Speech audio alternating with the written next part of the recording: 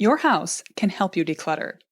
Okay, so your house can't actually declutter for you. I'm not talking about a robot house that helps you decide to toss things you don't need. But your house can help you stay decluttered if you design it the right way. So let's talk design. Hey there. Welcome back to Mid-Mod Remodel. This is the show about updating MCM homes, helping you match a mid-century home to your modern life. I'm your host, Della Hansman, architect and mid-century ranch enthusiast. You're listening to Season 3, Episode 8. Keeping the house in some semblance of order has been variously prioritized for me during shelter in place. I must admit, knowing that no one will see my piles but me and Roxy is a little demoralizing. And my good friends know that housekeeping isn't my strongest suit anyway. However, I do really appreciate myself when I take the time to pick up the objects I've set down in the wrong place, to sort and recycle all that quarantine mail, and to generally battle entropy. I have a go-to phrase with my best friend, going back a few years now, from a time when one of us was giving the other, can't remember who, good advice, but sounding a little preachy, and then paused in the middle of saying, you should do this and you should do that, to say, of course, by you I mean one, and by one I mean me. We now reference it whenever we give each other advice that we need to take ourselves. So, when I lecture today about keeping your beautiful MCM house clutter-free, let's assume that applies here too. One way or another, though, it is an important topic. Feeling good about your home has something to do with design and something to do with the way you live in the space. And again, the theme of this season, while we are home 100% of the time, we want that home to be the best that it can be. So I come at clutter from a couple of angles.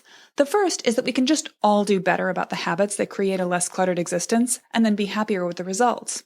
And the second is that before you take on any remodel project, you need to consider that decluttering is step 0. You can't organize clutter, and you can't really remodel it away. It has to be addressed first. Certainly, you can't remodel around it.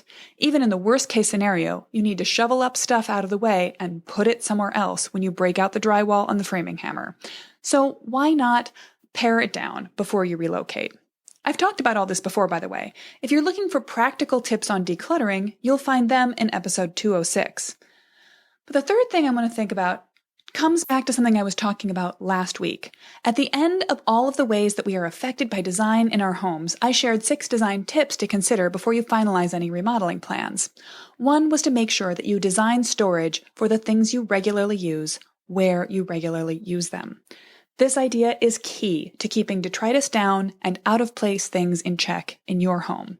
So that's what we're going to circle around on today. I'm going to talk a bit more about how storage and organization manifested in MCM homes originally, and how we can improve on that today as we update and restore them. So let's talk design. Specifically, how to consider your remodel design, or even come up with a little weekend DIY project to help stop clutter right at the source. Done right, a mudroom can help you keep unwanted things like junk mail from ever making their way into your house. A storage spot next to your evening TV place can keep cords and coffee cups tamed. The right choices in your bathroom can prevent those lotion bottles from migrating onto the counters. So we're going to brainstorm together on how you can incorporate clutter-busting ideas into your remodeling plans. And again, if you'd like some pep talk and practical advice on how to let go of the things you don't need, and even how to make the process of doing battle with the back of your closet seem more manageable, go check out episode 206. There's a link in the show notes. Find those notes with more links and a handy summary of everything I'm about to say on my website at midmod-midwest.com/308. So decluttering is just one more adulting task that's never going to entirely disappear. And I bet we are all struggling with this a little more during COVID. And to that I say, hey, love yourself. If you don't have it in you right now, that's okay. But on the other hand, if you can muster the energy to declutter right now, it will pay dividends in terms of your peace of mind. You'll enjoy living in a home that feels more peaceful. You'll like being able to glance around your rooms without getting little visual cues of tasks that need to be done later. The thing is, clutter will build up in your home, and it will accumulate in a couple of key places around the house. It'll add up in the garage, at the entry that you use to come in from your car. That place where you would have a mudroom if you could, or even if you have one, it can be improved on. It builds up in the kitchen because we gravitate there and spend time coming from other parts of the house and then starting a new task. So we set things down, and there they lay. It builds up in the places where we divest ourselves of clothes at the end of the day. That might be bedrooms or bathrooms, wherever your pockets get emptied. And it piles up where you do work. I daily have to shuttle a pile of snack plates and teacups from my desk to the kitchen. I bet you do too. So how do we address this? Well, one good way is by creating systems and baking them into place with your house. There's a theory in landscape architecture that I've heard referred to as both cow paths or desire paths. Here's an example that explains it. A college has created a new open lawn between several buildings, and they want a designer to turn it into a park. Where should the paths go? The landscape architect could make their own best guess as to how people will want to cross the green space and where they'd want to linger. But if they guess wrong, college students will just cut across the lawn in different places and kill the grass. So another way to approach the issue is to leave it bare grass for a season, then come back and look to see where the naturally eroded walking paths are. Then you can design a park around those paths, pave where the people chose to walk. You could try this at home. Observe yourself and your family. You can conduct an armchair experiment, sit down and think it through, or have a real one. Go on a picking up strike for a day or a week. Your tolerances will come into play here, and see where things start to pile up. Think of it as a moderate social experiment. When you found out where things are gathering, make note. Those are your clutter hotspots. And hey, if you've been having a rough week, this experiment may already be in process. You can just look around the house and see where the piles are right now. I borrow that term hotspot from Marla Silly, aka Fly Lady. Again, check out episode 206 for more on her. Hotspots are areas in your house that can stay clean as long as you don't set anything down there. But as soon as you put down one piece of paper, boom, the whole surface is covered in hours or days. Marla identifies her dining table, the end of her kitchen counter, the coffee table, and a chair in her bedroom. Those are her hotspots. I have them too. For me, it's the butcher block in the kitchen, the spot next to me on the sofa, and yeah, a chair in my bedroom. It's uncanny. You have them as well, I'm sure. And with a little science, now you can discover where they are. So once you know where your hotspots are, how do you deal with them? Well, you could white knuckle it. You could make a firm mental resolution not to let clutter build up there anymore. You can enlist your family and make it a project. Basically, you can try to prevent clutter with willpower. And sure, that might work, but it sounds hard and stressful. I don't recommend this as your only path to a clutter-free life. You could create systems around clutter. Make an end-of-the-day ritual or a weekly habit to circle the house and clear off those hotspots. Or call cleanup parties any time of the day or regularly at 3 p.m. with music for the whole family. That's more fun and easier to keep up with. But still, I think we can do more with design. Here's a baby step to address the idea with design thinking. Again, this comes from Fly Lady. Can you tell that I love her? She likes to protect hotspots from clutter with pretty objects. So you could choose a piece of art, a vase, a bowl, something MCM chic to give yourself a visual cue. You'll see it and you'll remember, hey, I don't set the mail down here anymore. This is the place where my fun Etsy find sits. It's my present to myself to keep clutter down. But again, that is just a preventative. So let's get to what I promised at the top of the episode. You can address the root of the issue with psychology and design. Start by asking yourself why things add up in these places. You put things in that spot because there isn't a better place for them.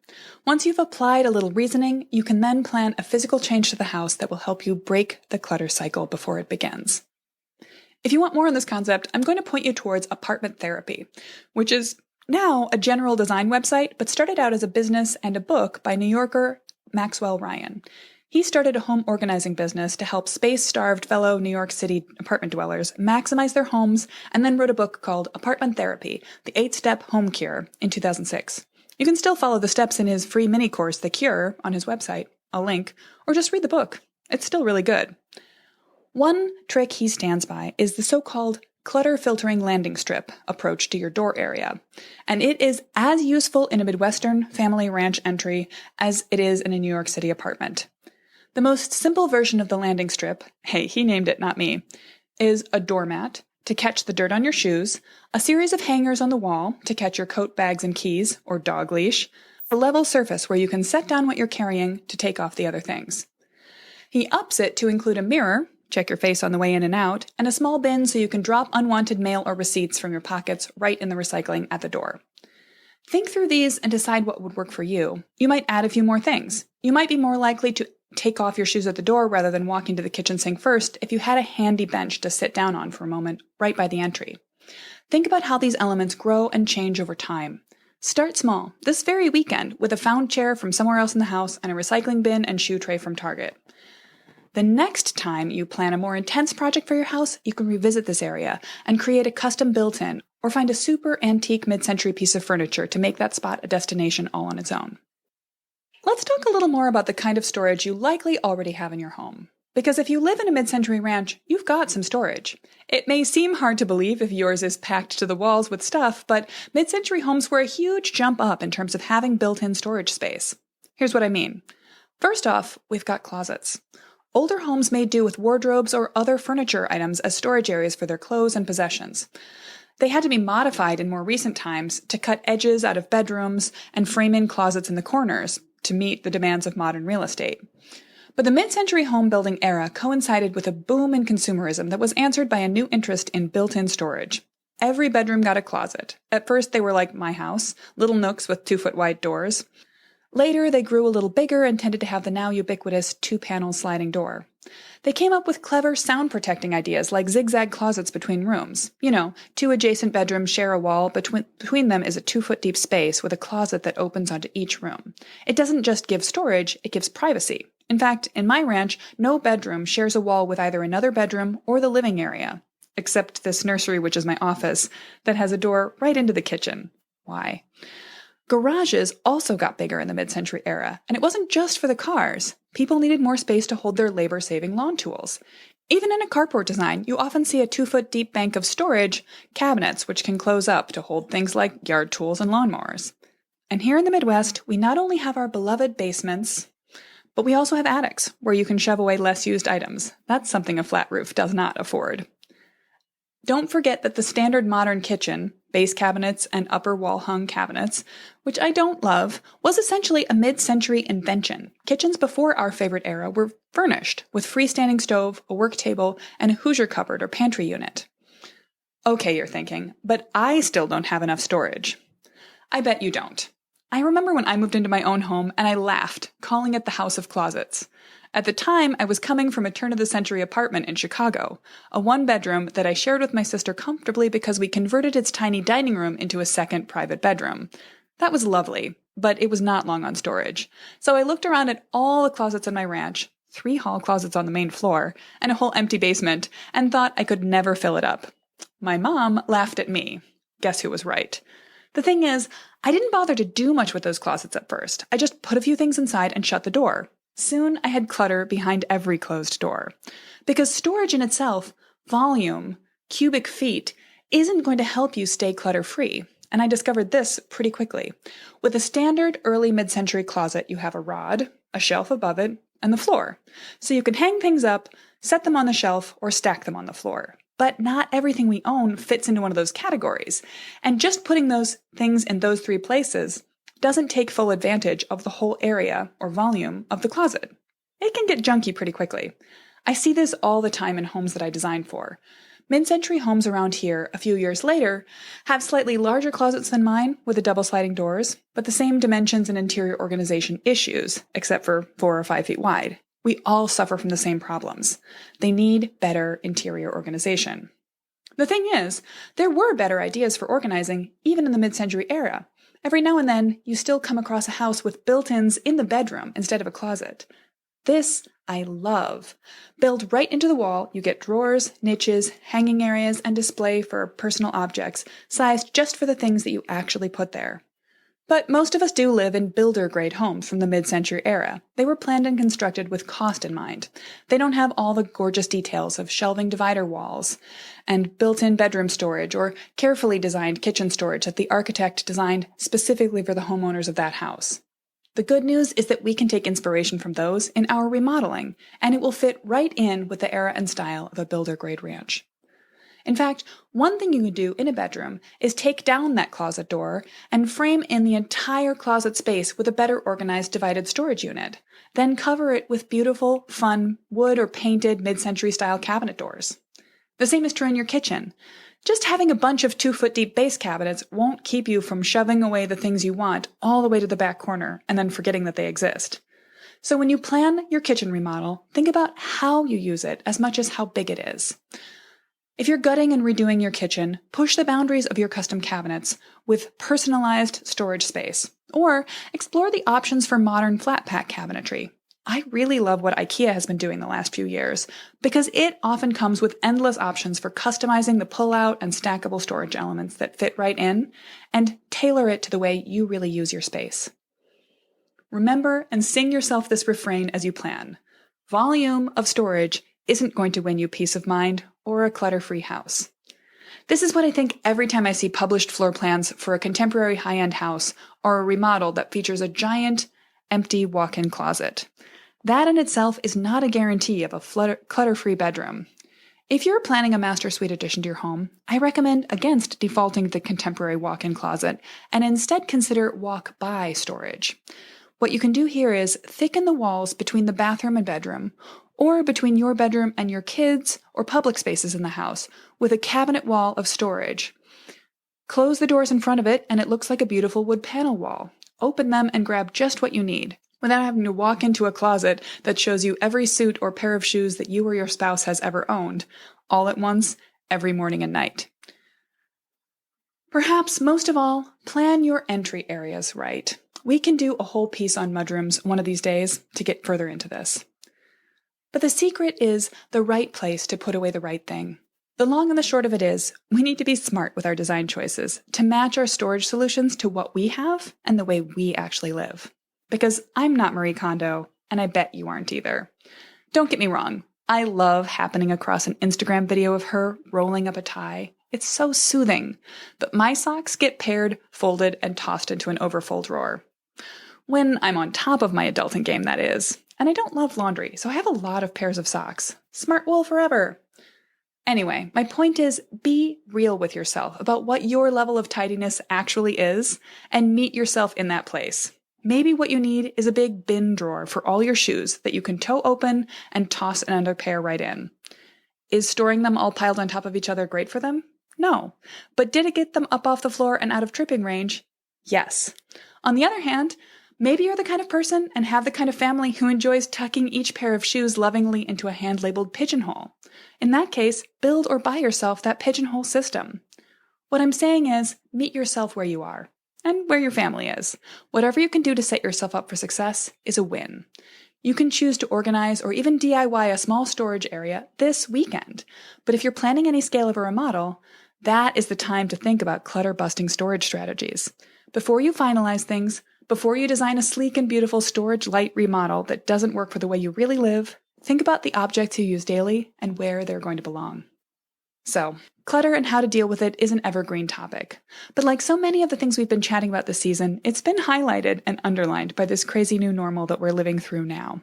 When you can't just roll your eyes at a dining room disaster and go out for dinner, it starts to take on more import. I've certainly been seeing my plans and opinions about my own house in a new light. Different priorities are emerging, and I want to put my energy into some projects that have been on the list for a while but didn't seem key. Now they're really important. So next week, I'm going to be talking on the podcast about how to plan a doable DIY remodel for your home. One you can take on right now, even if in the before times you might have been someone who either limited yourself to little weekend projects or who was saving up to hire out a big overhaul to contractors in the next year or so. Now that we're dealing with modified budgets, new priorities, and a burning need to keep everyone happy and peaceful in the house for who knows how long, you might be shifting your goalposts a little, and I'm excited to get into that with you on the podcast. But I'm also going to be doing a deeper dive on the same topic, how to pivot your remodeling priorities for the new normal, as a free video masterclass in the near future. If that sounds like something you'd like to check out, sign up to get an invitation at midmod-midwest.com/new normal. No spaces. You'll also find a link right in the show notes. Those are at midmod-midwest.com/308. Grab the links I've mentioned to Fly Lady, apartment therapy, and more, and see an outline of what we've just covered. If you've got a friend who might like Midmod Remodel, please tell them about it. And you can always help new listeners find the show by adding a rating and review. Don't forget to subscribe to the podcast to make sure you never miss an episode. So long for now, Midmod Remodelers. I hope you have a clutter-free week.